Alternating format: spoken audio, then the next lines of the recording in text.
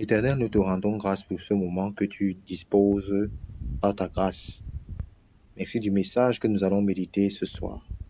Merci de nous parler, merci de nous enseigner par le biais de ton esprit, esprit de sagesse, esprit de révélation, esprit d'enseignement. Conduis-nous, assiste-nous. Nous ne voulons rien perdre de toi. Toi seul sois au contrôle de toutes choses. Au nom puissant de Jésus. Amen. Ce soir, nous allons méditer sur le passage de Genèse à son chapitre 25, du verset 27 au verset 34. Nous lisons. Ses enfants grandirent. Ésaü devint un habile chasseur, un homme de la campagne, alors que Jacob était un homme tranquille qui restait sous les tentes. Isaac aimait Ésaü parce qu'il lui amenait du gibier, et Rebecca aimait Jacob. Tandis que Jacob faisait cuire un potage, Ésaü revint des champs. Accablé de fatigue, Ésaü dit à Jacob, « Laisse-moi manger ce roux, de ce plat, car je suis fatigué. » C'est pour cela qu'on a donné à Ésaü le nom d'Édom. Jacob répondit, « Vends-moi aujourd'hui ton droit d'aînesse. » Ésaü répondit, « Je vais mourir. À quoi me sert ce droit d'aînesse? » Jacob dit, « Jure-le-moi d'abord. » Il le lui jura. Il vendit son droit d'aînesse à Jacob. Alors Jacob donna du pain et du potage de lentilles à Ésaü. Il mangea et but, puis se leva et s'en alla. C'est ainsi qu'Ésaü méprisa le droit d'aînesse. Parole du Seigneur.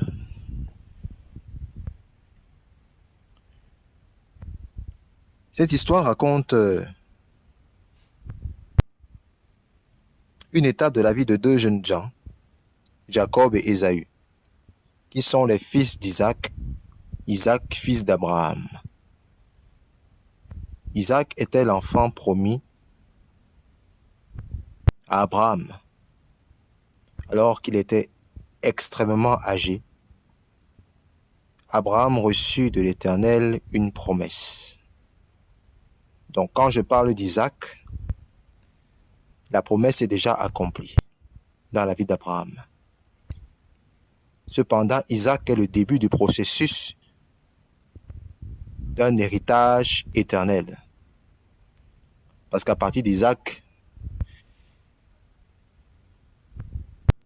un peuple va naître. Un peuple que Dieu s'est choisi souverainement. Un peuple qui est l'héritage de l'Éternel. Un peuple qui est saint parmi les peuples du monde, mis à part. Donc, Ésaü et Jacob sont donc deux jeunes gens au caractère très différent. Ils sont très différents tous les deux. On voit que Isaac est un père qui aime Ésaü, son fils, parce que Ésaü est un chasseur. Et puis, on voit Jacob qui est un garçon tranquille, qui n'est pas très bruyant, très dynamique, mais qui est un homme très réservé, très calme, assez posé. Et ici, on voit qu'il attire une affection particulière de sa mère Rebecca, qui est beaucoup plus penchée vers Jacob. On va le savoir pourquoi plus tard. Mais je crois qu'au travers des caractères, la femme est beaucoup plus émotive. La femme sait déceler ce qui est caché, n'est-ce pas? Ne dit-on pas que la femme est la côte de l'homme?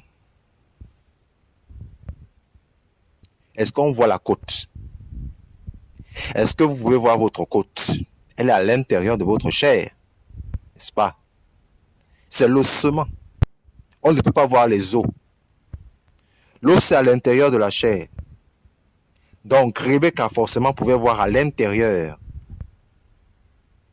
de ses fils. Rebecca pouvait voir le caractère de ses fils. Et de son regard de mère, elle décèle en Jacob une très grande richesse. Vous allez comprendre pourquoi. Ésaü, c'est un chasseur. C'est quelqu'un qui est très occupé. C'est quelqu'un qui est très axé sur ce qui est physique, matériel. La Bible décrit que Ésaü était un homme roux. C'était un homme très velu. Et c'était un homme qui avait une certaine apparence physique imposante. Vous voyez que ici, tout ce qui soutient Ésaü, c'est l'aspect extérieur, l'aspect physique. C'est-à-dire que tout ce qui est manifestation physique, tout ce qui est force, tout ce qui est vigueur, tout ce qui est, je ne sais pas comment je vais dire ça, vraiment tout ce qui est aspect extérieur. Or, quand on parle de Jacob, on n'en fait aucun cas. Alléluia. On n'en fait aucun cas. Les choses dont on ne fait aucun cas sont généralement ces choses-là qui attirent souvent l'attention, sans qu'on ne se rende compte. Rebecca a ouvert l'œil. Écoutez cette histoire. Nous avons lu tout à l'heure. Ésaü revenait des champs accablé de fatigue. Ésaü dit à Jacob, « Laisse-moi manger de ce roux, de ce plat roux, car je suis fatigué. » Ésaü est fatigué. Après tout ce qu'il a fait dans les champs, après tout ce qu'il a fait en brousse dans la forêt, Ésaü est fatigué. Il rentre fatigué. Ésaü rentre fatigué. Avec toute cette agitation, il rentre fatigué. Pendant ce temps, son frère est en train de faire cuire un potage. Alléluia. Regardez comment la fatigue va toucher Ésaü. Il est tellement fatigué que Jacob va lui faire une proposition. Vends-moi ton droit d'aînesse. Vends-moi ton droit d'aînesse. Qui est sorti en premier du ventre de Rebecca? C'est Ésaü. Qui est sorti en deuxième? C'est Jacob.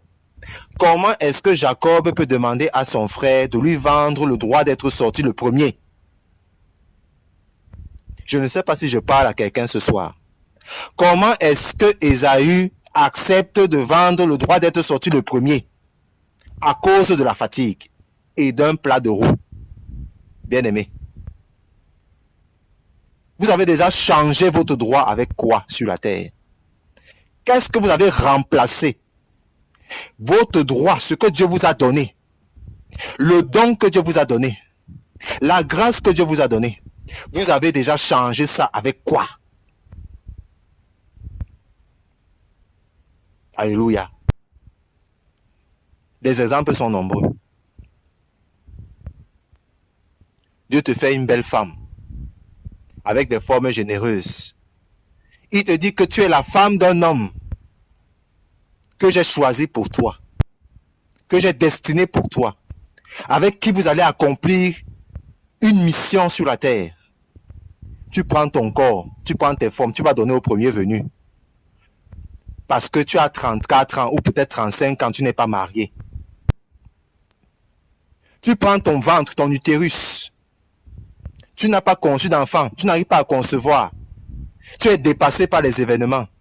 Tes amis ont des enfants. Les 6 enfants, 5 enfants. Toi, tu es là, tu n'as même pas un seul. Tu commences à regarder à gauche, à droite. Et tu vas chez les marabouts. Et le marabout te dit que donne-moi une chèvre et je vais prier sur ton utérus. Tu donnes ton utérus au marabout. Alléluia. Tu es en train de vendre ton utérus. Tu es dans une entreprise, tu veux la promotion, tu veux évoluer, tu as un certain âge, il te faut un certain statut social. Tu vois tes amis, tes collègues sont dans des villas. Ils construisent des 4-6 maisons au village. Ils ont les voitures, les 4x4, les hectares de terrain. Ils n'ont même pas encore 45 ans. Toi, tu es là, la quarantaine arrive. Ta tête chauffe. Qu'est-ce qui n'a pas marché dans ma vie? Et tu vas commettre des abominations avec tes patrons. Tu vas signer dans des cercles, dans des alliances que tu ne maîtrises pas, où on copte tout ce que tu as comme ressources énergétiques.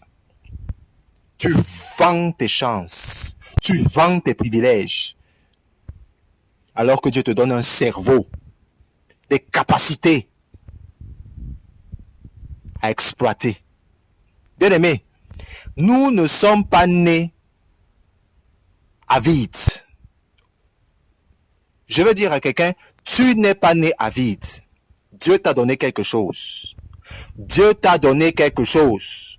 Quand Dieu dit à Moïse que c'est toi que je choisis pour délivrer mon peuple d'Israël, Moïse a tapé sa bouche comme il voulait. Qu'est-ce que Dieu a demandé à Moïse en dernier lieu? Non, il faut qu'on essaye de comprendre. Donnez-moi quelques minutes, j'essaie de retrouver ce passage parce que c'est très important de citer la parole de Dieu telle qu'elle est. Alléluia. C'est très important, bien-aimé. Le passage du buisson ardent. Voilà. C'est dans Exode chapitre 3. Je vais retrouver exactement le verset où l'Éternel va dire quelque chose à Moïse de très, quelque chose de capital à Moïse. Et c'est cette chose qui va créer le déclic. Vous allez comprendre. Je vais d'abord au verset 7. Écoutez ce que l'Éternel dit à Moïse. J'ai vu la souffrance de mon peuple qui est en Égypte, et j'ai entendu les cris qu'il pousse devant ses oppresseurs.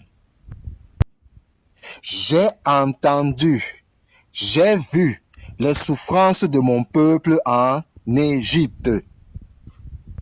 Dans ta souffrance, tu crois que Dieu ne te voit pas. Dans ta souffrance, tu crois que Dieu ne sait pas où tu es. Dans tes plaintes, tu crois que Dieu ne t'entend pas. Dans tes critiques, tu crois que Dieu ne t'entend pas. Dieu dit à Moïse, j'ai entendu les souffrances de mon peuple qui est en Égypte.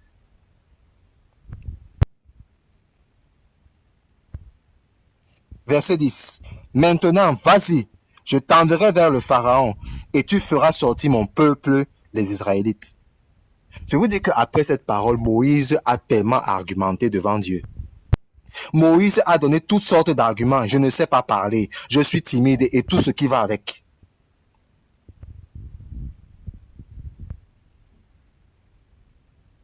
Vous voyez? Vous voyez? Nous argumentons beaucoup. Nous argumentons beaucoup devant Dieu. Nous argumentons beaucoup devant Dieu. Verset 21. Je vais revenir à ce que je suis en train de vouloir vous faire comprendre. Je vais d'abord vous faire comprendre quelque chose. Verset 21. Je gagnerai même la faveur des Égyptiens. Et à ce peuple, quand vous partirez, vous ne partirez pas les mains vides. J'ai dit tout à l'heure que Dieu ne nous a pas créés avides. Dieu ne nous a jamais créés avides. Et même si Dieu nous envoie quelque part, il ne nous envoie pas avides. Et nous ne sortons pas de là avides. Alléluia.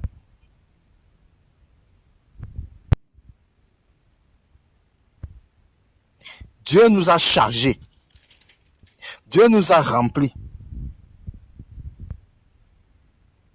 pour accomplir des choses extraordinaires dont nous n'avons même pas une idée.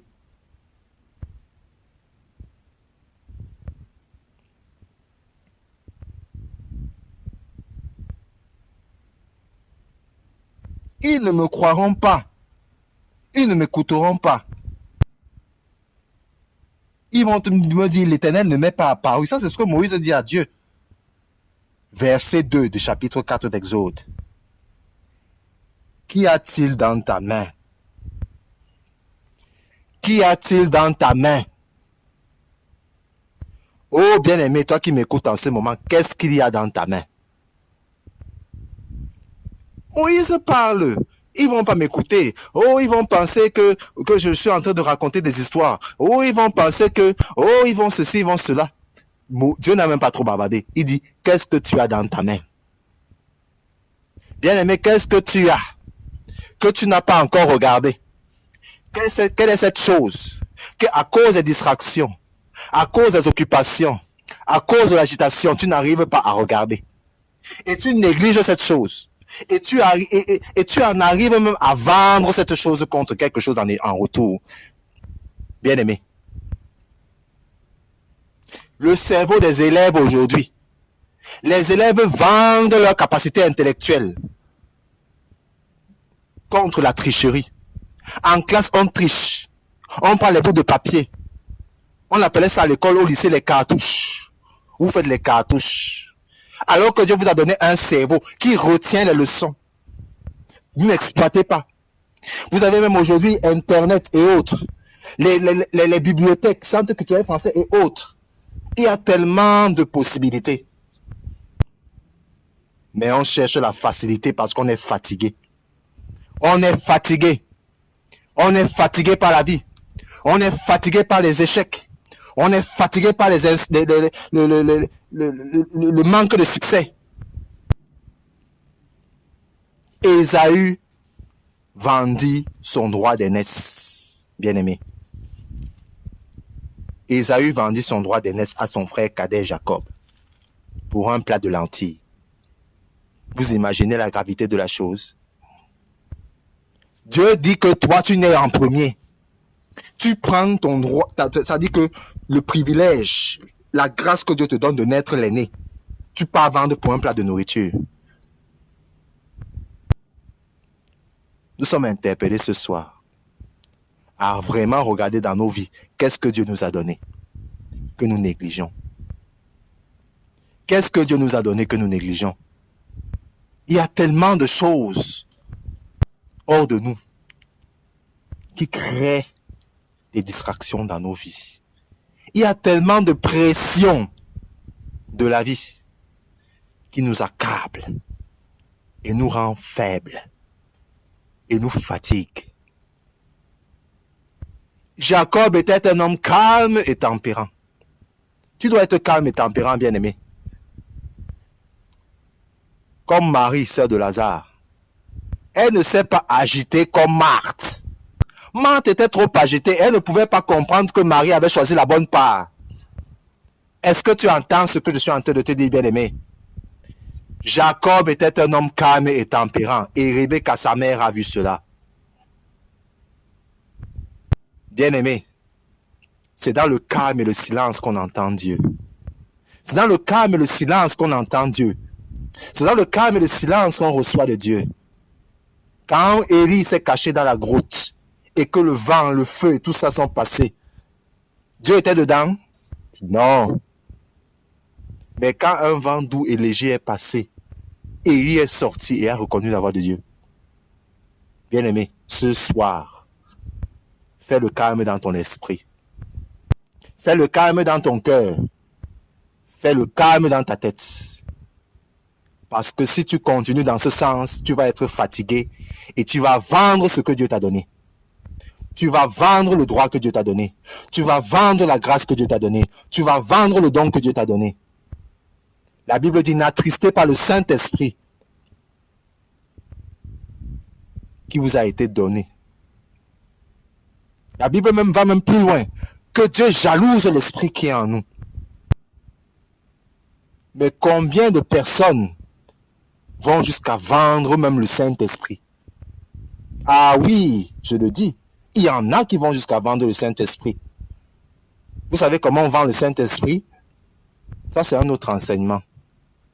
Mais concentrons-nous sur l'enseignement de ce soir. Bien-aimé, saisis ce que Dieu t'a donné. Moïse ne savait pas ce que Dieu lui a donné. C'est Dieu qui lui dit, qu'est-ce que tu as dans les mains? Un bâton. Ça, c'est également un autre enseignement. Il y en a tellement. La parole de Dieu est tellement riche. Les enseignements qui sont dans la parole de Dieu, je ne sais pas. C'est comme du sable en or. C'est comme du sable d'or. C'est des grains de sable, des milliers, des milliers, des milliers de trésors.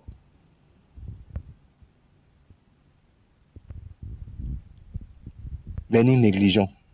La négligence, le manque de considération, le manque de sérieux. Ah oui, le manque de sérieux. Tu dois être sérieux, bien-aimé. Tu dois être sérieux avec toi-même et ce que Dieu t'a donné. Nous allons clôturer. Nous allons demander à Dieu, après avoir suivi cette prière, cette prédication, je veux que tu rentres dans ta chambre ce soir. Ou c'est le soir ou c'est en journée, peu importe le temps où tu vas prendre quelques minutes pour écouter ce message. Tu vas rentrer dans ta chambre, tu vas fermer la porte derrière toi et tu vas demander à Dieu de te pardonner, d'avoir négligé ce qu'il t'a donné, de te pardonner de t'être plein de ce qu'il t'a donné, de te pardonner d'avoir été aveugle alors que tu tenais en main quelque chose que Dieu t'a donné. Bien-aimé, ne méprise pas le don que Dieu te donne. Ne méprise pas les premiers commencements. Si tu es peut-être dans l'œuvre de Dieu, dans la mission, ou peu importe ce que tu es en train de faire, dans la vie séculière, ne méprise pas les petits commencements. Reste calme. Ne t'agite pas. Dieu est avec toi.